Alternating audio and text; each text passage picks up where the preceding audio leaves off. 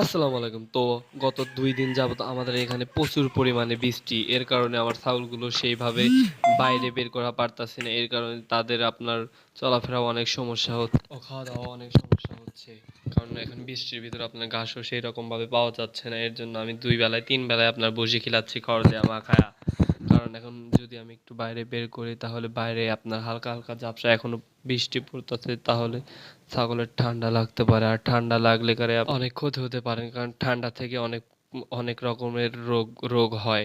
এর জন্য আমি ছাগল বাইরে রাখতেছি না, ঘরেই রাখতেছি। কারণ আজকে ঘরেই থাকুক। আর আমি ঘরের ভিতরে তাদেরকে খাবার দিচ্ছি। আবার আমার ঘরে আপনার লাইট আছে, লাইট জ্বালায় দিচ্ছি যেন তাদের শরীর গরম থাকে।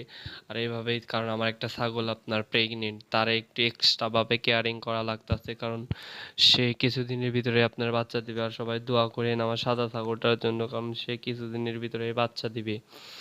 এখন আপনার পেটে দেখা যায় বাচ্চা লাফালাফি করতেছে।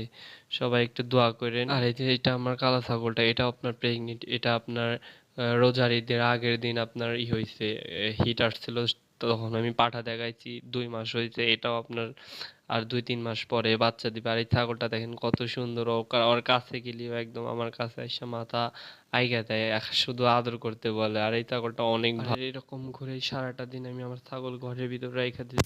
বৃষ্টির ভিতরে ছাগল একদমই বের করা যাবে না। আর এখন একটু বৃষ্টি কমছে, হয়তো একটু পরে বৃষ্টি আর থাকবে না।